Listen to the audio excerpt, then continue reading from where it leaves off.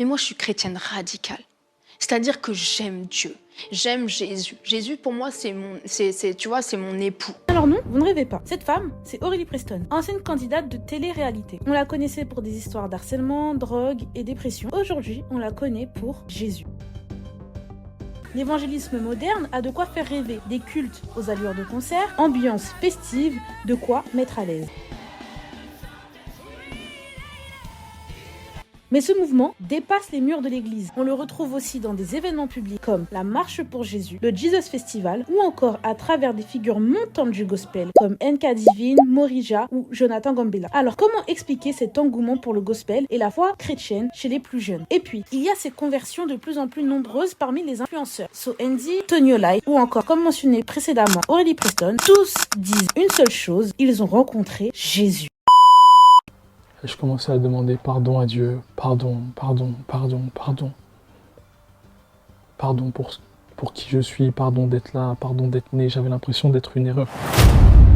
On les retrouve loin des soirées alcoolisées, loin des boîtes de nuit, loin des bars à chicha. Au contraire, on trouve de plus en plus de jeunes dans les églises et même plus encore, on les trouve dans les rues en train de crier un seul nom, celui de Jésus. Les premiers chrétiens sont en fait des juifs qui ont cru et qui croient que Jésus-Christ était le Messie qui devait venir. Pour certains croyants de l'époque, bien au contraire, c'est une hérésie qu'il faut impérativement éradiquer. Mais, ironie du sort, l'un de ses plus fervents religieux, persécuteurs de cette nouvelle foi chrétienne, va en devenir l'un de ses plus grands porte-parole. J'ai nommé l'apôtre Paul. Paul prêche partout. Il ouvre l'évangile aux non-juifs, il parcourt tout l'Empire romain avec un seul et unique message. Jésus-Christ est celui qui devait ôter le péché du monde. L'avez-vous sauvé? Parce que ce serez vous peut-être. Non. Jésus, oui. L'empereur Constantin, à la veille de la bataille du pont Milvius, dit avoir une vision. Le Christ lui apparaît. Une croix descend dans le ciel avec une écriture in hoc signo vinces, ce qui signifie, je vous laisse aller voir dans la description, on continue. À la suite de ça, l'empereur Constantin remporte la bataille et il attribue sa victoire au Christ. Très vite, il légalise la religion chrétienne à tout l'Empire romain. C'est le début de l'Église catholique.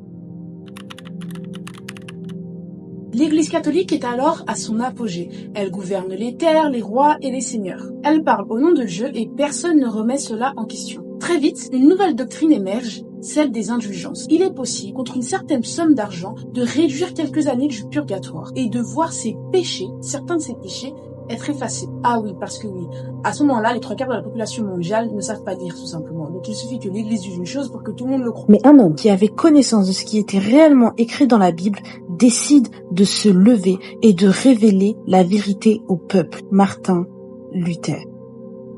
Alors il écrit 95 thèses, 95 lettres qu'il va clouer contre les portes de l'église de Wittenberg, un geste simple mais lourd de conséquences. Luther est convoqué, menacé et excommunié, mais cela ne l'arrête pas. Il traduit la Bible en allemand dans le seul but de la rendre accessible à tous. L'Église commence petit à petit à se fragmenter. C'est le début d'une rupture, le début du protestantisme. Une partie du peuple est fidèle à Rome, l'autre suit Luther. D'autres encore fonderont leur propre mouvement, comme calvinistes, baptistes et méthodistes. Mais l'histoire ne s'arrête pas avec Luther.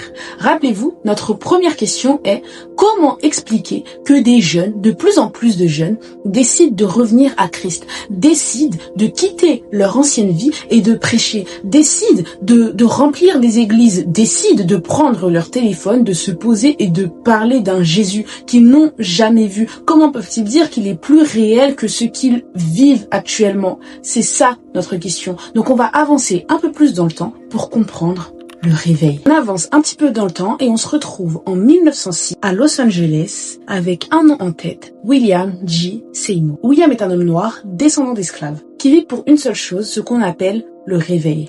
À force de lire les écrits sur le Saint-Esprit et de prêcher et de le désirer, un jour, alors qu'il est réuni avec d'autres frères et sœurs en Christ, quelque chose se passe. Les gens tombent au sol, pleurent et parlent en langue. C'est ce qu'on appelle le réveil d'Azusa Street. Les gens viennent du monde entier et repartent changés. C'est le début de l'ère missionnaire.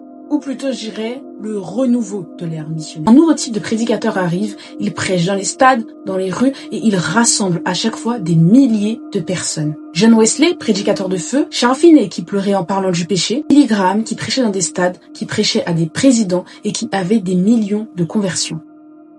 There's another dimension, the dimension of the spirit, the moral dimension, and we must come back to God as a people.